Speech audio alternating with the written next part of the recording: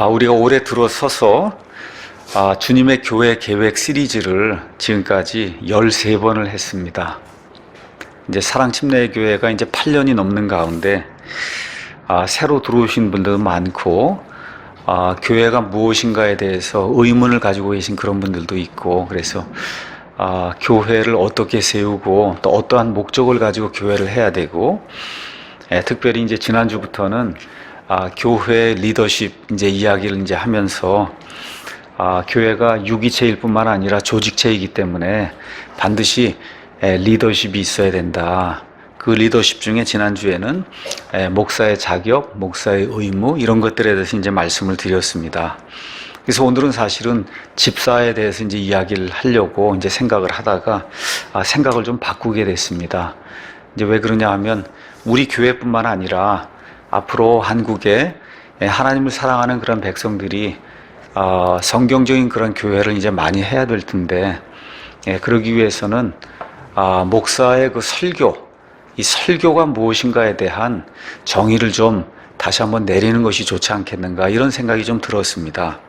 그래서 저희가 신학원을 하면서 아마 3년 전인가 우리 말틴 로이드 존스 목사님의 설교와 설교자라는 이런 책이 있습니다. 그래서 이 책이 16챕터로 이제 아마 되어 있는 것 같은데, 이 16챕터를 제가 다 강해를 했습니다. 그래서 이 설교와 설교자는 지금까지 나온 그 설교에 관한 책이 굉장히 많은데, 그 많은 책 중에서 아주 고전적인 그런 책으로 설교자가 되려고 하는 사람이라면 뭐 장로교 목사든 뭐 침례교 목사든 또 설교가 무엇인가를 정확히 이해하고 설교하려고 하는 사람에게는 꼭 필요한 그런 책이에요. 이 책이. 그래서 16장으로 이제 돼 있어서 우리가 이제 신학원 이게 할 때 이제 8주 이렇게 하면서 한 주에 이제 2개씩 이런 방식으로 해서 이 16챕터를 제가 이제 강해를 다 했습니다. 요약 정리를 하고. 그래서 어제 가서 이제 말씀을 쭉 준비하는 가운데 아무래도 이 안에서 설교가 무엇이고, 그 다음에 목사는 어떤 사람이고, 회중은 어떤 사람이 돼야 되는가. 주로 이제 신학원 하시는 그런 분들이 이걸 듣기 때문에 그 안에 몇 챕터를 우리가 주님의 교회 계획을 지금 하고 있기 때문에 이것이 정확하게 정립이 안 되면 교회를 할 수가 없습니다. 교회를. 그래서 이 내용을 여러분에게 전달해 주는 것이 오늘은 좋겠다, 이런 생각이 들어서 앞으로 한 2, 3주 정도 더 걸쳐서 이 설교와 설교자에 나와 있는 몇 챕터를 여러분에게 이제 말씀을 드리려고 합니다. 그래서 오늘은 거기 나와 있는 그 챕터 중에 첫 번째 챕터, 목사는 이제 설교자가 돼야 된다. 여기 안에 첫 번째 이제 제목으로 설교라야만 가능하다라는 그런 그 제목에 이 강의가 이제 그 안에 들어 있습니다. 그래서 오늘은 이 말씀을 요약을 해서 왜 목사는 설교를 해야만 하는가? 여러분 좀 그렇게 생각 들지 않으세요? 왜 목사는 설교를 해야 되는가? 매주 오니까 설교를 듣긴 듣는데 도대체 저 목사는 왜 설교를 해야 되는가? 그렇잖아요. 이게 근본적인 그런 그 질문이거든요. 그냥 오니까 설교하는 게 아니고, 오니까 설교 듣는 게 아니고, 왜 설교를 해야만 되냐, 이거, 여기 목사는. 이게 정확해야 설교가 무엇인가가 정확히 정의가 내려져야 교회를 할 수 있는 거예요.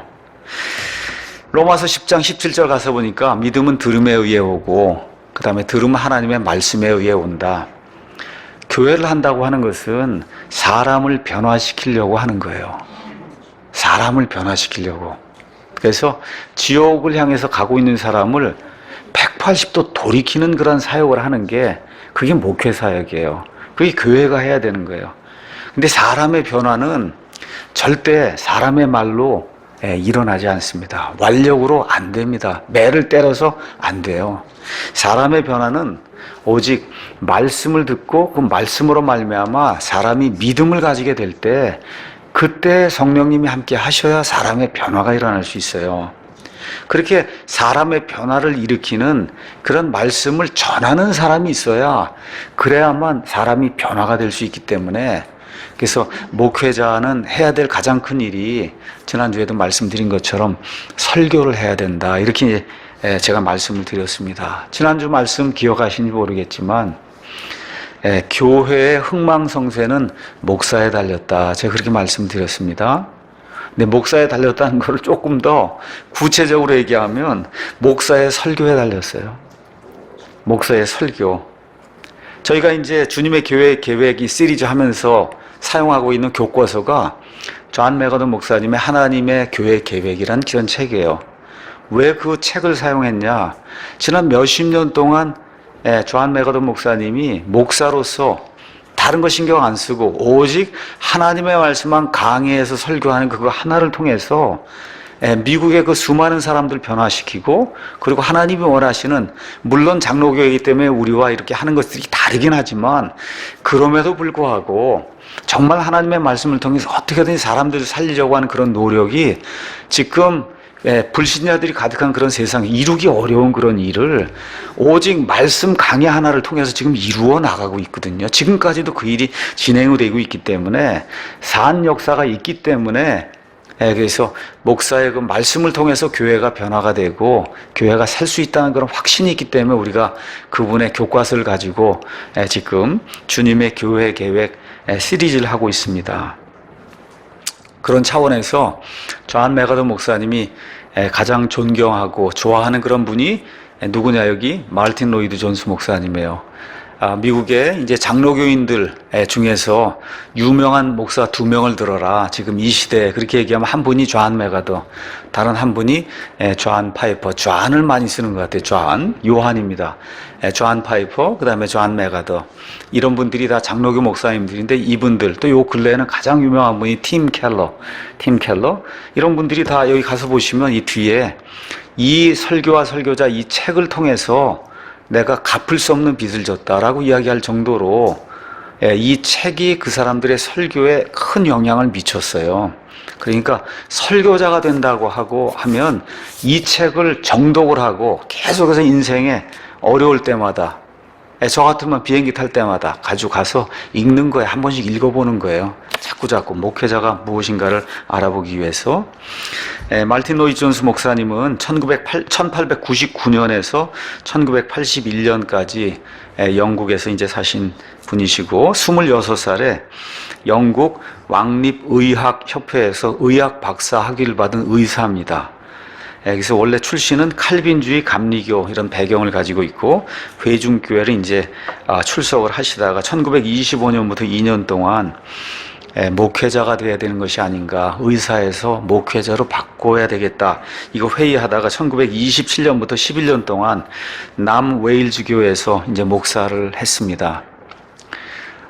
마르틴 로이드 존스 목사님은 정규 신학교 이런 데 다녀본 적이 없어요.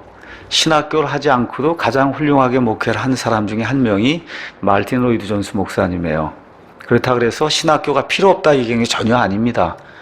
다만 최소한 목사를 하기 위해서는 지적인 능력, 성경 말씀을 쪼개서 올바로 전달할 수 있는 그런 능력, 이런 능력이 있어야 목회를 할 수 있다는 것을 그걸 이제 증명해 주신 그런 분이 로이드 존스 목사님입니다. 그래서 그 이후에 1939년부터 1961년까지 영국의 유명한 웨스트민스터 교회에서 이 로이드 존스 목사님 전에 유명한 목사님 한 명 있었어요. 그분의 성함이 캠벨 몰간입니다. 그래서 그 목사님과 함께 공동 사역하다가 1943년도에 몰간 목사님이 이제 은퇴한 이후에 홀로 22년 동안 영국 웨스트민스터 그 교회의 담임 목사로 설교를 하면서 말 그대로 영국 기독교의 핵심 인물로 기독교계를 이끌어 나갔던 그런 훌륭한 그런 목사님입니다. 그래서 30년 동안 웨스트민스터에 이제 더 있었고, 1968년도에 이제 은퇴를 했고요. 그래서 적어도 40년 이상 설교자로, 목사로 이렇게 전 영국 사람들 상대로 목회를 했던 그런 분이에요. 그래서 로이드 존스 목사님은 말 그대로 삶 자체가 설교자의 삶을 살았다, 그렇게 이제 우리가 이야기할 수가 있습니다. 그래서 이 설교와 설교자는 은퇴한 다음에 1969년 웨스트민스터 이제 신학대학에서 초청을 받아서 무언가 이제 은퇴한 이후에 후배들을 위해서 좀 남겨질 만한 그런 강의를 해주시면 좋겠다, 이렇게 요청을 받고 곰곰이 생각을 하다가 설교와 설교자에 대해서 내가 16시간 강의하는 것이 아마 후배들 위해서 남겨놓을 가장 좋은 일이 아니겠는가 이렇게 생각을 하고, 그러고선 강의한 내용을 수록한 책이 설교와 설교자, 아주 유명한 그런 책입니다. 그래서 오늘은 이 책의 첫째 장 설교라야만 한다라고 하는 그 내용을 여러분에게 전달을 하도록 하겠습니다. 먼저 말틴 로이드 존스 목사님이 왜 설교에 대해서 강의하는가 하는 내용이 앞부분에 나와 있습니다. 로이드 존스 목사님이 설교 시간에 본인 이야기는 거의 하지 않는다 그래요. 그런데 이 책에서는 본인 이야기를 어쩔 수 없이 많이 이야기를 했어요. 왜냐하면 설교가 무엇인가를 설명을 해주려고 하다 보니까 어쩔 수 없이 본인의 경험을 이야기할 수밖에 없는 그런 상황이 돼서, 그래서 설교와 설교자를 왜 내가 강의했냐, 내가 40년 이상 평생토록 예수님을 믿는 가운데 장성한 이유로 한 일을 하나로 얘기하라 그러면 설교 사역을 했다는 거예요. 부족함도 많이 있고 실수도 많이 있어서 그 가운데 많은 연구도 하고 토론도 하고 많이 했다는 겁니다. 그래서 이러한 자격을 가지고 죽기 전에 후배들 위해서 남겨놓을 것이 이런 것이 아니겠는가 해서 원래 그런 강연을 수락을 하지 않지만 은퇴한 이후에 이 강연 수락을 하고 말씀을 전달하게 됐습니다. 강의를 수락한 그 이유를 4가지를 이야기합니다. 첫째는 설교는 사람의 소명 중에서 가장 고귀하고 위대하며 영광스러운 소명이다, 그렇게 이야기를 하고 있어요. 이 참, 이런 이야기를 들을 때 목사가 된다는 게 어떤 것인가. 디모데전서 3장 1절에 남자가 감독의 직무를 사모하면 정말 좋은 일을 사모한다, 그렇게 얘기했잖아요. 그게 뭔지 사실 저도 잘 모릅니다. 지금 여기 로이드 존스 목사님 얘기하는, 글쎄, 설교가 사람의 소명 중에서 가장 고귀하고 위대하며 영광스러운 소명이다, 제가 그런 게 있어서 설교한 적은 없습니다.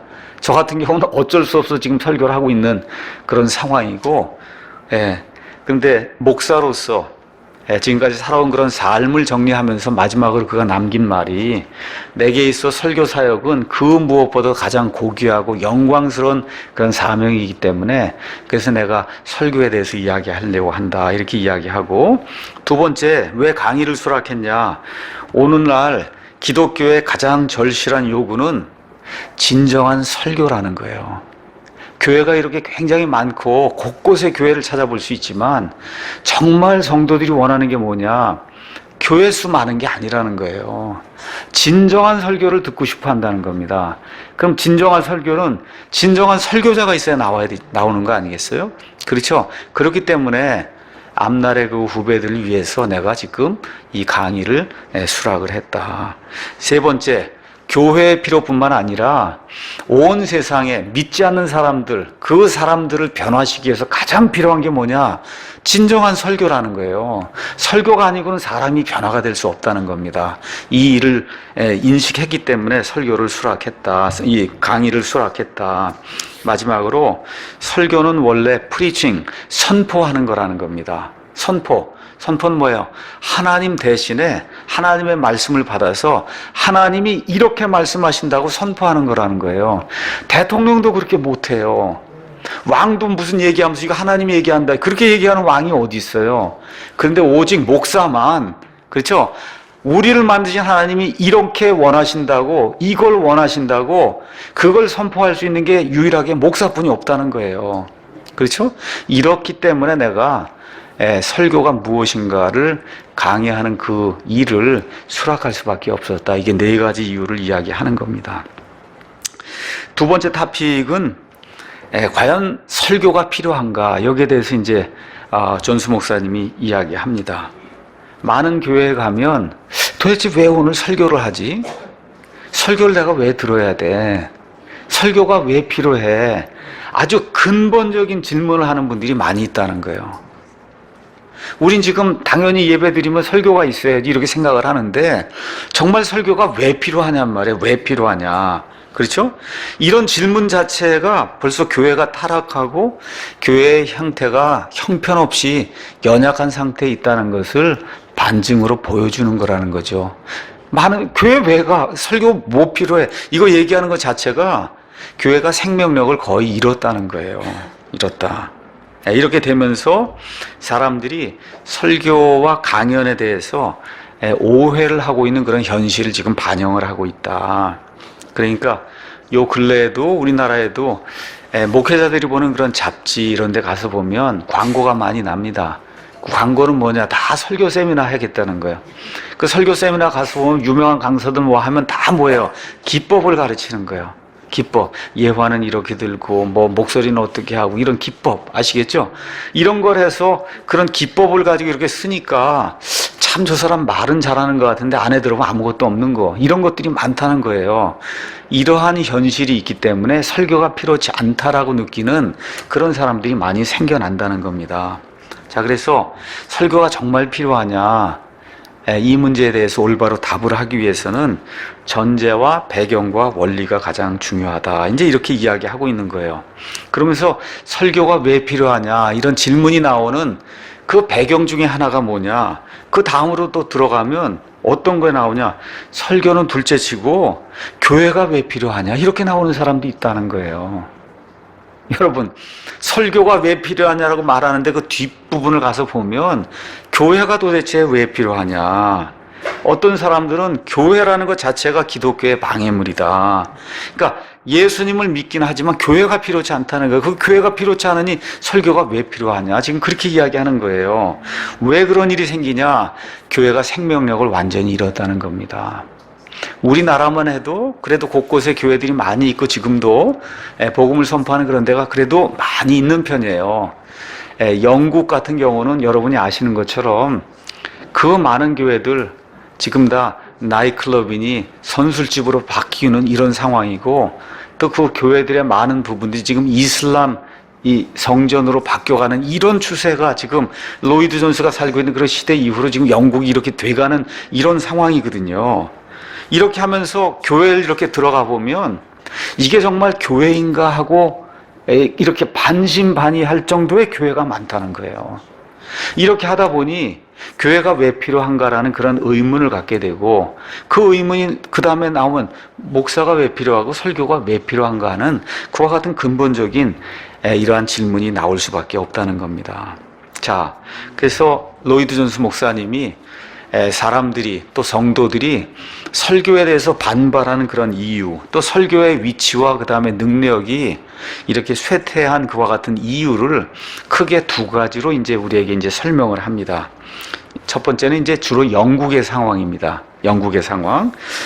그 첫 번째 이유는 뭐냐 하면 스탠리 볼드윈이라고 하는 그런 그 수상이 이제 등장하게 됐는데 그 수상의 등장 이후로 이 웅변이라고 하는 것에 대한 그 가치가 영국 사람들 가운데 쇠락하기 시작했다는 거예요. 그래서 이렇게 이야기를 하는 겁니다. 이제 2차 세계대전 이렇게 이제 진행이 되는 가운데 우리가 잘 알고 있는 로이드 조지라고 하는 그런 수상도 있고 윈스턴 처칠이라고 하는 그런 유명한 그런 수상이 있었는데 이런 사람들의 특징이 뭐냐? 위대한 웅변가라는 거예요. 그 웅변을 통해서 국민을 하나로 이렇게 결집을 시키고, 그렇죠? 우리가 이 전쟁을 통해서 자유민주주의 가치를 이렇게 하면서 이 국가를 이런 모든 일들을 웅변을 통해서 그렇게 일을 했다는 겁니다. 그렇죠? 근데 이러한 그 수상들의 뒤를 이어서 누가 나타났냐? 스탠리 볼드윈이라는 사람이 나타났는데 이 볼드윈의 특징은 뭐냐? 웅변을 못하는 거예요. 웅변, 이렇게 말을 잘 못하는 겁니다. 그러니까 전직 수상들에 비해서 내가 더 나은 사람이다. 이거를 지금 보여주려니까 어떻게 하냐? 나는 말을 잘 못하지만 그저 평범하고 솔직한 사람이다. 이런 방식으로 사람들을 세뇌하기 시작했다는 거죠. 이렇게 하니까 사람들 이거 들어보면 그래 말 많이 하거나 말을 잘하는 사람은 좋지 않은 사람이야. 사기꾼이 될 가능성이 커. 이런 식으로 이게 사람들의 마음을 이렇게 하고 나는 그저 평범하게 말은 못하지만 진실한 사람입니다. 이렇게 해서 이 수상직을 이렇게 이어가는 이러한 전술을 폈다는 겁니다. 이렇게 되면서 또 하나는 과거에는 글을 읽지 못했기 때문에 웅변가가 필요했다는 거예요. 근데 지금 보십시오. 우리 주변에 라디오, 텔레비전, 지금 시기라면 인터넷 뭐 이런 게 다 많은데 뭐 굳이 웅변이고 교회식으로 얘기하면 설교가 왜 필요하냐. 이런 거를 영국 사회에 파급시킨 그런 장본인이 스탠리 볼드윈이라는 그런 수상이었다는 거죠. 그렇죠? 그래서 웅변이 필요 없듯이 교회 안에도 이렇게 뭐 말하고 이런 설교 이런 게 필요 없다. 이런 것이 영국 교회 안에 들어오게 됐다는 그러한 일반론적인 이야기를 이제 하고 있습니다. 그러면서 말틴 로이드 존스 목사님이 역사를 한번 살펴봐라. 역사. 그러면서 역사 이야기를 하는 거예요. 과거부터 시작해서 영웅들이 나타났다. 그 영웅들이 단순히 싸움만 잘한 사람이 아니었다는 거예요.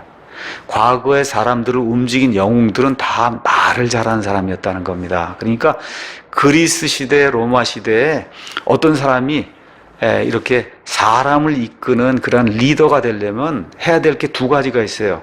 하나는 건강하고 이게 해야 되기 때문에 체육관에 가서 열심히 운동을 해야 되고, 다른 하나는 말을 잘해야 되는 거예요. 그러니까 수사학이라는 게 그렇게 발전을 한 거예요.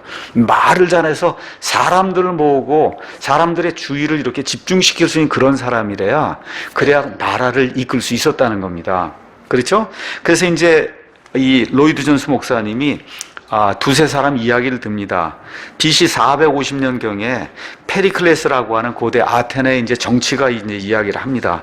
그래서 이 사람이 민주 정치, 아테네 민주 정치의 전성기를 이루는 그러한 원천이 됐는데, 이 사람 시대에 수많은 사람들이 그한 놀라운 번영을 누리게 됐는데, 이 사람들이 어떻게 백성을 이끌었냐 이거예요. 웅변을 통해서 백성이 하나가 될 수 있도록, 힘을 발휘할 수 있도록 백성을 그렇게 이끌었다는 겁니다. 또 데모스테네스라고 하는 BC 350년경에 역시 유명한 그런 정치가가 나와서 그리스를 잘 통치하는 그런 일을 이제 이야기를 하고 있습니다. 여러분이 잘 알고 있는 미국의 유명한 링컨 대통령, 그렇죠? 국민에 의한 국민을 위한 정치, 게티스버그 연설 이런 거 여러분 다 아시잖아요. 그런 거 한번 게티스버그 남북 전쟁이 일어나는 그 시점에 대통령이 이렇게 딱 들어서서 정말 말 그대로 국민에 의한 국민을 위한 그런 정치를 한다고, 이런 거 하게 되더니 사람이 열광하는 거거든요. 그렇죠? 그렇잖아요. 이게 이렇게 되면서 미국이 민주주의라는 걸, 그런 가치를 유지할 수 있는 그런 국가가 된다는 거죠.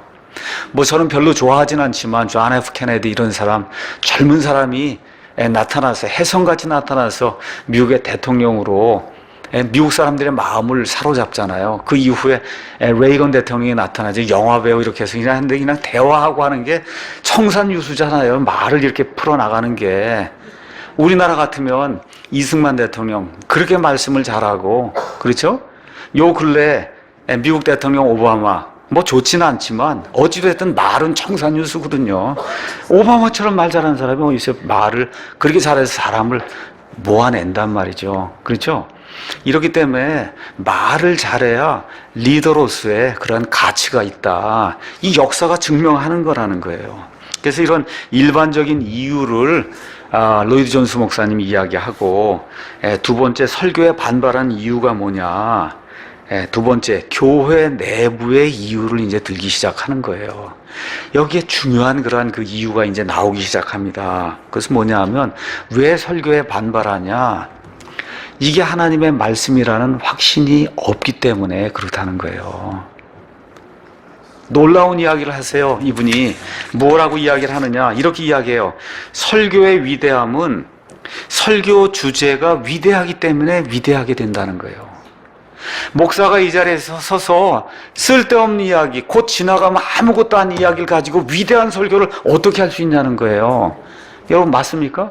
성경 말씀이 1.1획도 틀림이 없다고 하는, 성경에 대한 그 무호성에 대한 이런 확신이 없이 어떻게 하나님께서 이렇게 말씀하셨다고 강력한 설교를 할 수 있냐는 거예요. 그러니까 사람들이 왜 설교를 싫어하고 또 설교에 대해 반발하느냐, 성경에 대한 확신을 잃어버렸기 때문에 그렇다는 거예요. 그러니까 목사도 그걸 잃어버렸으니 어떻게 해요? 구색을 갖추기 위해서 성경을 읽고 구색을 갖추기 위해서 한두 마디 하는 거지, 이게 진짜 하나님의 말씀이다라고 하면 그렇게 설교할 수 없다는 거죠. 그래서 어떤 분이 이야기한 것처럼 영화 배우를 한번 보라는 거예요. 탤런트들 한번 봐라. 가짜잖아요, 하는 게 다. 그런데 얼마나 진짜처럼 하냔 말이야. 울고 막 하는 거 보세요. 진짜처럼 하잖아요. 그쵸? 무슨 명량 뭐 이런 거 싸우고 그러면 진짜 이순신처럼 하는데 다 가짜잖아요. 가짜죠? 가짜인데 이순신처럼 할 때 보면 진짜 이순신 같거든요. 근데 목사가 진짜를 가지고 어떻게 해요? 가짜처럼 진짜를 가지고도 하는 게 맥이 쭉 빠져갖고, 그렇죠? 1, 2분 말씀 읽고는 다 자기 세상 얘기하고, 그러고 가니까 사람들이 설교에 대해 반발한다는 거예요.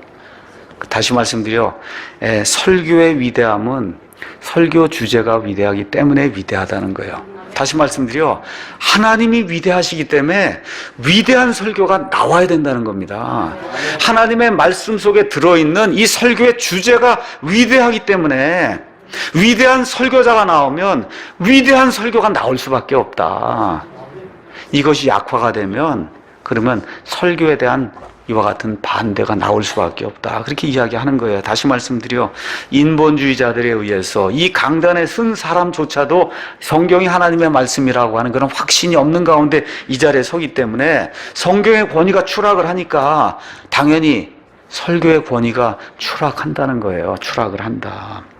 그렇게 되니까 설교가 어떻게 돼요? 하나님께서 이렇게 말씀하신다가 아니라 어떻게 우리가 잘 살아야 되지 않겠냐. 윤리와 도덕 이야기, 그리고 사회 정치 이야기로 이렇게 전락해 갈 수밖에 없는 이 교회의 타락의 가장 큰 원인이 있다고 이제 말틴 로이드 존스 목사님이 이야기하고 있어요.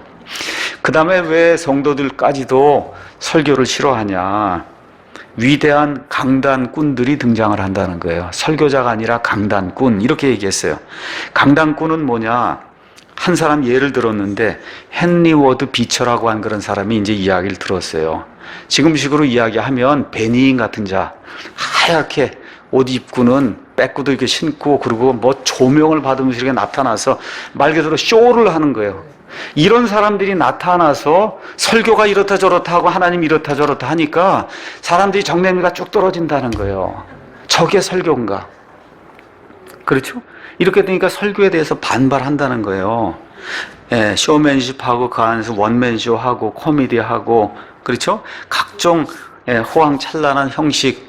여기 뭐 안산행거 어느 교회도 목사가 등장하면 쫙 설치라이트 이렇게 와서 이런 방식으로 해서 목사가 원맨쇼를 하니 사람들이 저게 설교인가 하고 설교에 대해서 비판적인 자세를 갖게 된다는 겁니다. 이렇게 되면 설교가 오락의 한 형태로 전락하게 되고, 특히 복음 설교, 빌리그레함이나 뭐 이런 사람들이 과거에 했던 그런 그 설교 이런 것들이 가서 보면 너무나 어떤 그 형식과 연출, 사람들의 그 마음을 이렇게 짜서 어떻게 하든지 해야 되겠다, 이런 것들이 너무 인위적인 것들이 많이 이렇게 가미가 되다 보니까, 특히 옛날에 우리 한국에서 많이 유행하던 부흥회 이런 거 가서 보면 인위적인 요소들이 너무 많다는 거예요. 그 부흥사들이 똑같은 토픽으로 1년 365일 다니면서 해봐요. 그게 똑같은 토픽으로 진행이 되니 말 그대로 하나님의 역사가 일어나기가, 말씀으로 변화되는 그런 역사가 일어나기가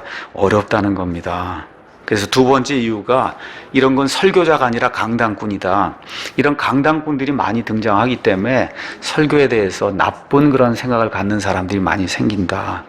세 번째는 설교문에 대해서 오해가 생겼기 때문에 성도들이 설교를 싫어하게 된다. 그렇게 이야기하는 거예요.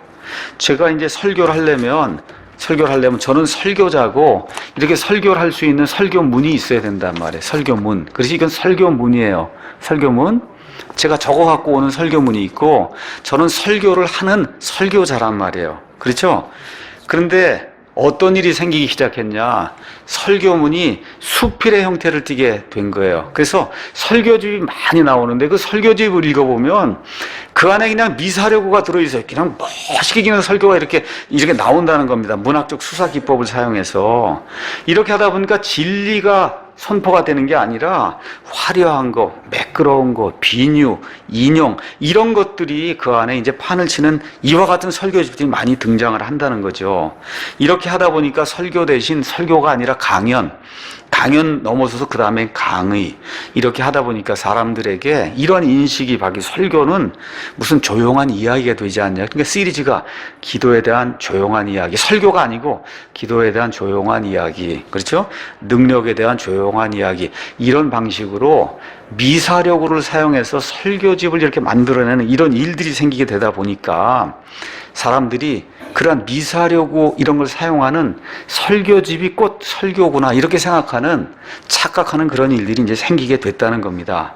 이렇게 하다 보니까 어떤 일이 생기느냐, 예배가 진행이 될 때 설교 대신에 예배 형식이 강조가 되는 그런 방식으로 예배가 바뀌기 시작한다는 거예요. 다시 말씀드려서 예배 안에 많은 형식이 들어온다는 거예요. 예배 안에. 예. 그래서 예배도 이제는 집례를 한다는 거예요. 집례, 예식을 집행을 한다. 이렇게 하면서 예배 시간 안에 여러 가지 프로그램이 들어온다는 거예요. 어떤 프로그램이 들어오냐? 첫 번째가 노래가 많다는 거예요. 일단은 예배 1시간 드리는데 뭐 찬송이다 뭐다 해서 하는 그 노래가 반 차지한다는 거예요. 예를 들어. 그렇죠? 그 다음에 이렇게 교동문을 낭독하니까 좀 엄숙해 보여, 예배가. 그렇죠? 그 교동문이 들어와요. 그 다음에 헌금 시간이 굉장히 이제 늘어납니다. 또 성가대 시간이 증가해요. 또 목사가 또 몇 명하고 또 촛불을 들고 저 위에서 앞에서부터 걸어왔다가 또 걸어나가고 하니 그것도 5분, 10분이에요. 5분, 10분. 그렇죠? 이 안에 또 영화가 있어요. 이 안에 연극이 있어요. 그렇죠? 찬양 인도자 시간이 증대를 하고 찬양 목사가 등장을 하고 그 다음에 뭐가 있어요? 또 저녁에는 간증. 유명인사 초청 간증이 있는데 로이드 존스 목사님이 뭐라 그래요? 이건 오락이다. 그렇게 얘기해. 오락. 그렇죠? 오락이라는 거예요. 그 다음에 또 어떤 일이 생기냐. 목사의 설교를 통해 사람이 변하는 게 아니라 상담을 잘하면 사람이 변한다는 거예요. 상담 목회. 알겠죠? 이런 쪽으로 나가는 거예요. 이렇게 되면서 교회 안에 이제 변화가 생기면서 교회를 새로 지을 때도 강단을 가운데 두는 게 아니라 강단 저쪽으로 두고 이 안에 무슨 제단식으로 이렇게 해서 무언가 그 천주교 형태로 무언가 예식을 통해서 하나님 앞에 나아가는 그런 방식으로 예배 자체가 바뀌게 된다는 거죠. 그러니까 어떻게 해서 설교는 점점 밀려나는 거예요. 1시간 예배를 드릴 때 보통 일반 교회들 가서 보시면 한 20분에서 25분 정도 설교 하죠? 그 나머지는 다 다른 거예요. 이런 거 하고, 그 20분에서 25분도 성경 말씀으로 하는 건 5분, 뭐 외에는 나머지는 다 세상 이야기를 이렇게 돌아가지 않으면 그 얘기를 다 못 듣는다는 거예요, 성도들이. 어떻게 그걸 딱딱하게 25분 동안을 하나님의 말씀만 들을 수 있냐는 거예요, 딱딱하게. 이렇게 되다 보니까 설교에 대한 반감이 사람들 가운데 자연히 생긴다는 겁니다. 또 이런 가운데 교회 내부 안에 교회가 필요 없다는 사람들이 나타나기 시작한다는 거예요. 그래서 기존의 모든 전통과 결별해야 온전한 신약교회를 할 수 있다. 그것 중에 하나가 뭐냐? 설교를 없애야 된다는 거죠. 그러니까 성도들끼리 삶을 공유하면 그게 교회지. 무슨 설교 말씀이 있고 가르침이 있고 이런 게 필요하냐. 이런 스타일의 교회가 등장을 한다는 거죠. 그래서 사실 왜 교인이 주냐? 설교 때문에 준다는 거예요. 설교만 없애면 공동체 삶을 나누는 걸로 교회를 바꿔봐라. 그러면 성도가 많이 는다. 이렇게 얘기하는 것. 또 교리를 가르치기 때문에 성도가 준다는 거예요. 그냥 교리 가르치지 말고 사랑하자. 이렇게 하고 그러면 노래 많이 하고 드라마하고 쇼하고 연극하고 이러면 사람이 많이 는다는 겁니다. 또 동시에 교회가 정치에 개입하고 사회 문제 해결해주고 박애사업하고 외국에도 선교사를 보내는 게 아니라 그들과 함께 삶을 공유해 줄 수 있는 이런 사람들을 보내서 그래서 이 사람들의 삶을 통해서 예수님 믿도록 하는 그런 프로그램을 진행을 해야 된다. 이게 다 지금 영국에서 몇십 년 전에 이루어진 일이 지금 우리나라에도 지금 그대로 진행이 되고 있는 거거든요. 자, 이런 사정을 로이드 존스 목사님이 다 이제 이야기한 이후에 근본적으로 교회와 목사의 임무가 뭐냐 1장에서 이제 이야기하는 거예요. 교회와 목사의 임무는 하나님의 말씀을 선포하고 가르치는 거라는 거예요. 여기 우리가 주님의 교회 계획 시리즈 하면서 존 맥어더 목사님의 그 몇십 년 동안의 그런 사역의 이런 결과를 우리가 이야기하지 않습니까? 존 맥어더 목사님이 처음에 초청을 받았을 때 그 교회 제시한 게 뭐예요? 나는 신방이고 뭐고 이런 거 할 수 없습니다. 전적으로 내가 말씀만 강해해서 여러분에게 설교 말씀 전하고 하는 그 일만 할 수 있도록 여러분이 허락을 하면 제가 이 교회 담임을 하겠고, 신방, 뭐 병원 신방부터 그 일 다 하라 그러면 나는 안 합니다. 뭐 그 교회 성도들이 오케이 했을 때 그분이 말씀과 강해에만 전적으로 주력하기로 그렇게 하고 가서 교회를 이렇게 부흥시키며 이 악한 세상에서, 정말 동성애가 창궐하는 그런 세상에서 온 세상 사람들 향해서 법이 동성애를 합법화했음에도 불구하고 우리가 하나님을 믿기 때문에 그러한 시스템에 굴복하지 않는다는 유명한 그런 설교를 할 수 있는 그런 사람으로 이렇게 사람이 변화가 되는 거거든요.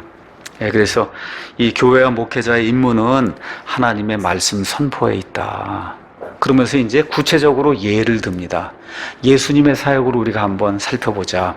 구약시대 많은 대언자들 뭐예요? 하나님의 말씀이 그에게 임하면 하나님의 말씀을 전달하는 게 대언자예요. 그러니까 구약시대 가서 보시면 모세도 그렇고 엘리야도 그렇고 예레미야도 뭐 말라 다 뭐예요? 선포하는 거거든요. 선포하는 사역이에요. 선포하는 사역. 자, 그럼 구약시대 대언자들 말고 신약시대 하나님이 사람의 몸을 입고 오신 그 예수님이 사복음서에서 무슨 일을 하셨냐, 한번 우리가 성경을 한번 살펴보자 하면서 이 로이드 존스 목사님이 마태복음 4장 그 이후에 나오는 예수님의 사역을 요약 정리를 했어요. 그 사역이 뭐냐? 주 사역이 있고 부차적인 사역이 있다. 주 사역이 뭐냐? 말씀 선포. 부차적인 사역이 뭐예요? 기적과 병 고치는 그런 일들. 그런데 저와 여러분이 잘 알고 있듯이 기적과 표적과 병 고치는 그런 일들은 예수님이 무엇 때문에 하신 거예요? 구약 성경에 기록된 메시아가 오면 이런 표적들을 행한다고 하는 그런 말씀을 이루시기 위해서, 그 말씀을 확증하시기 위해서 그 이스라엘 백성에게 그 표적들과 이적들을 이루신 거예요.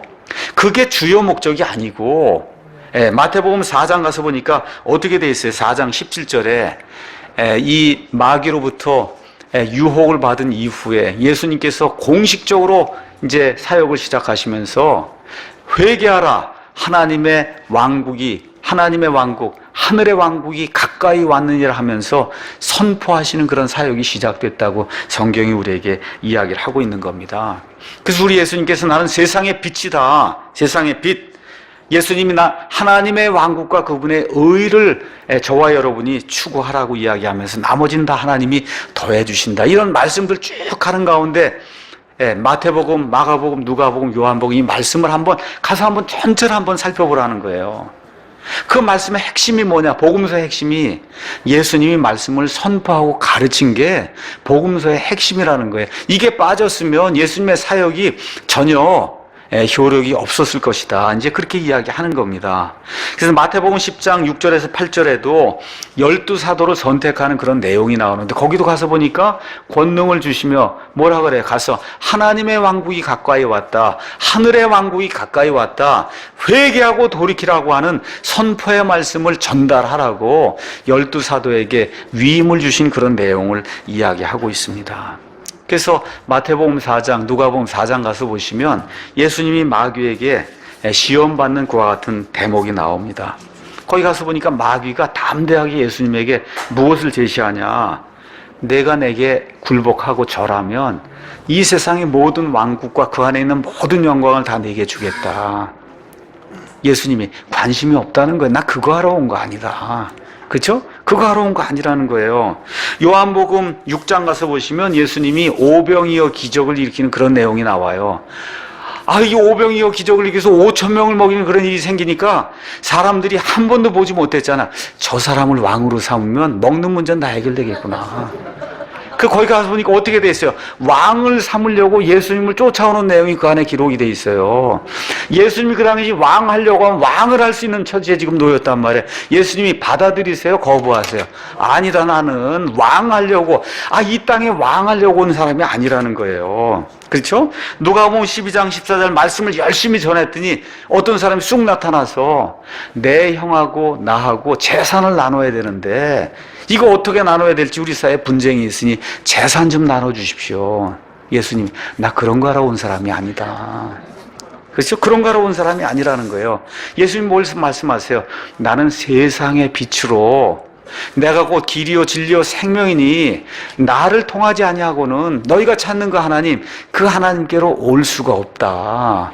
이거를 선포하러 온 사람이다 라고 얘기하면서 말씀을 선포하는 그 일을 예수님께서 하러 오셨다고 말씀하시고 승천하러 올라가시면서 마태복음 28장 가서 보니까 제자들에게 커다란 그 위임의 말씀을 주신 내용이 그 안에 이제 기록이 되어 있습니다. 가서 보니까 28장 19절 20절 그러므로 너희는 가라는 거예요.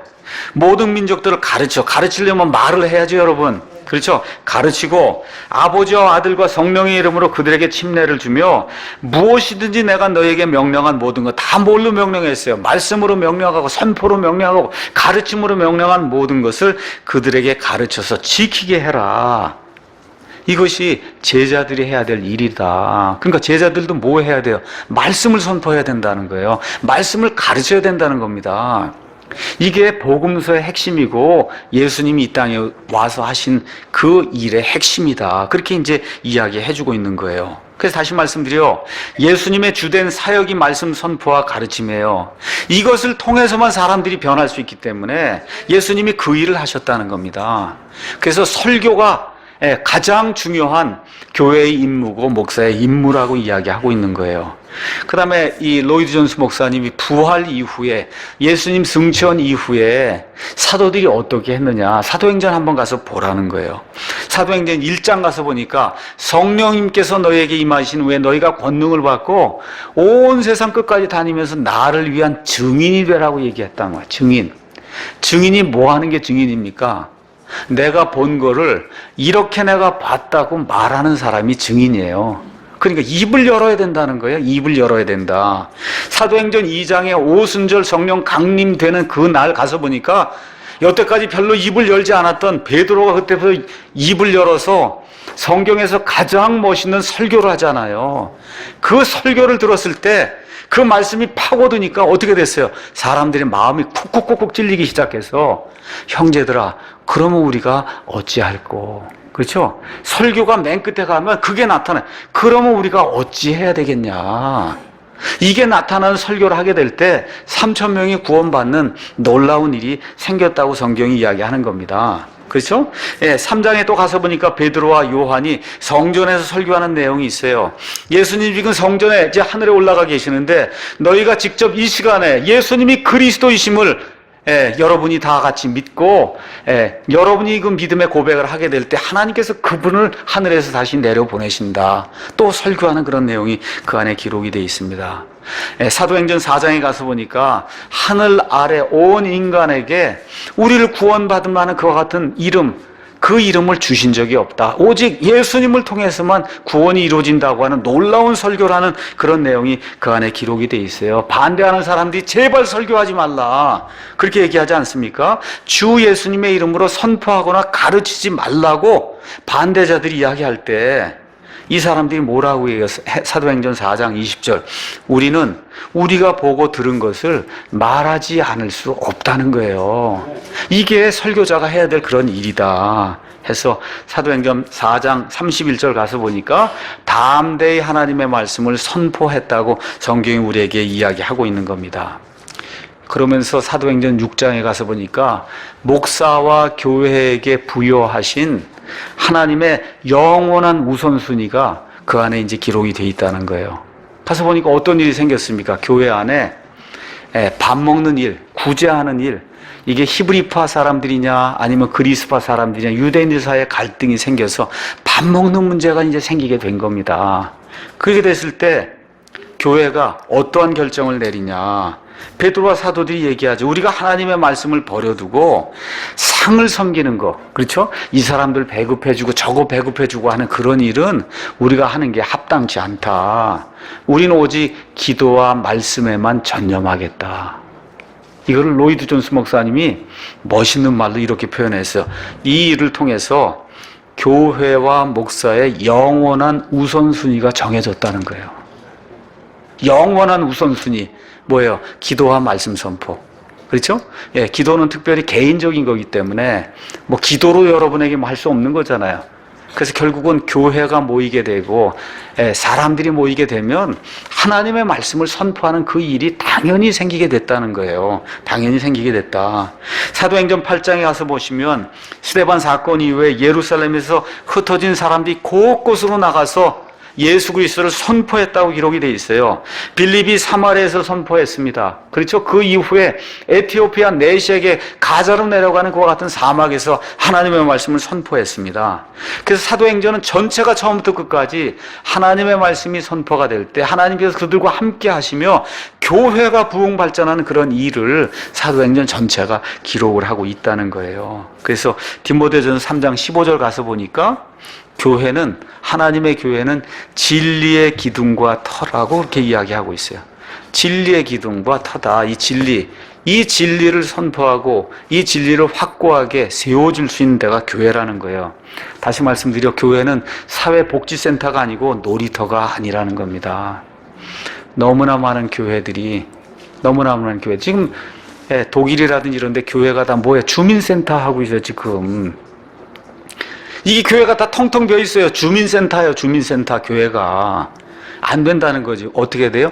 진리의 기둥과 터가 돼야 된다는 거예요. 그래서 디모데후서 2장 2절에 사도 바울이 감옥에서 죽기 전에 디모데에게 유언의 말씀을 보내면서 너는 내게서 들은 것들, 그거가 똑같은 것들, 바로 그 똑같은 것들을 다른 사람들에게 맡기고 가르치고 선포하라고 유언의 말씀을 주는 그런 내용이 나와 있습니다. 디모데후서 4장 1절에서 2절, 너는 말씀을 선포해라. 때에 맞든지 맞지 아니하든지 긴급히 해라. 말씀을 선포하라고 죽기 전에 자기의 후계자가 될 디모데에게 목사가 해야 될 일이 무엇인가, 교회가 해야 될 일이 무엇인가를 사도 바울이 이야기해주고 있습니다. 마지막으로 이 교회사의 증거를 대면서 무엇라고 이야기하느냐, 로이드 존스 목사님이 설교가 쇠퇴하면 교회가 위축된다는 거예요. 어디에 설교가 없어요. 로마 가톨릭 교회 가면 설교가 없어요. 다 주문 읽듯이 외우는 거예요. 여러분, 다 기도도 다 주문 읽듯이 외우는 거예요. 독창적으로, 창의적으로 밖으로 나오는 게 없이 다 주문 읽듯이 이렇게 외워. 미사하고 뭐고 다 주문 읽듯이 똑같은 미사, 전 세계 모든 사람이 똑같이 그렇게 하는 거예요. 이거 설교가 아니고. 이렇게 되니까 어떻게 돼요? 교회가 쇠퇴한다는 거예요. 말씀이 없으면 쇠퇴하게 된다. 그래서 종교개혁이 일어났어요. 그래서 부흥의 원동력이 뭐냐? 마르틴 루터가 어떻게 사람을 변화시켰어요? 설교를 통해서 변화시킨 거예요. 그래서 설교가 살아나고 설교가 갱신이 되면 그러면 위대한 부흥 운동이 일어났다는, 그게 역사가 증명하고 있다는 거예요. 초대교회 설교로 변화가 된 겁니다. 그렇죠? 16세기 종교개혁, 마르틴 루터, 그렇죠? 캘빈, 그 다음에 낙스, 뭐 등등 유명한 그런 종교개혁자들 다 말을 잘하는 사람들이, 하나님의 말씀을 조리 있게 전달한 그런 사람들을 통해서 부흥이 일어났던 거예요.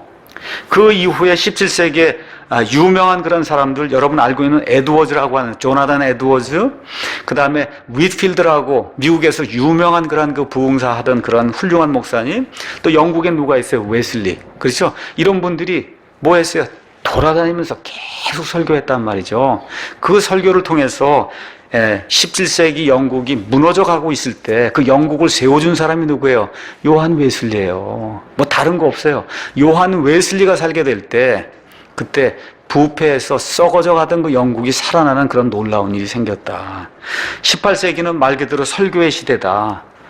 그 이후에 스펄전이 나오고, 그렇죠? 그 이후에 무디가 나오고, 지금 20세기에 들어와서 우리가 잘 알고 있는 마르틴 로이드 존스 목사님, 위얼스비 목사님, 이런 훌륭한 그런 목사님들이 설교자로서 이게 두각을 나타내고, 우리가 지금 교과서를 쓰고 있는 존 메가더 목사님, 이런 훌륭한 분들이 말씀을 통해서 사람을 변화시킨 그런 일을 하고 있다는 겁니다. 요약의 말씀을 드리겠습니다. 오늘 제가 여러분에게 목사는 설교자라고 하는 그런 말씀을 로이드 존스 목사님의 책 1장을 통해서 여러분에게 말씀드렸어요. 그 1장의 원래 제목은 뭐냐? 설교라야만 한다는 거예요. 이 교회가 서려면 설교가 있어야 돼요. 이 교회가 유지가 되려면 설교가 있어야 돼요. 이 교회가 발전하려면 설교가 있어야 돼요. 이 나라의 영적인 부흥이 일어나려면 설교가 있어야 되는 거예요. 하나님의 말씀을 하나님의 말씀처럼 선포하는 설교자가 있을 때 이 나라에 소망이 있다고 성경이 우리에게 이야기하고 역사가 우리에게 그걸 증명해 주고 있다는 겁니다.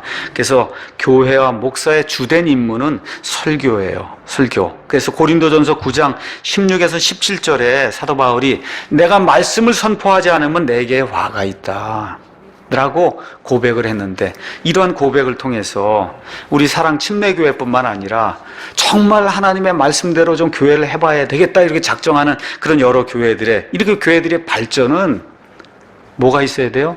목사의 선포와 목사의 가르침에 달려 있어요. 교회의 흥망성쇠는 목사에게 달렸어요. 특히 목사의 설교에 달렸다. 그래서 이 자리에, 이 강단에 서는 목사가 확신해야 되는 게 있어요. 하나님의 말씀을 연구하고 논리적으로, 그렇죠? 상식적으로 하나님의 말씀이 이렇다고 하는 그런 강한 확신을 가지고 이 말씀을 전달하게 되면 이 교회에 변화가 있을 것이다. 예, 이런 확신을 가지고 말씀을 선포할 때 이 교회가 발전하고 부흥이 되고, 그 다음에 우리가 추구하는 그런 근본적인 그런 성경의 가치들이 빛을 발하는 그런 시기가 도래할 줄로 믿습니다. 제가 잠깐 기도하고 그리고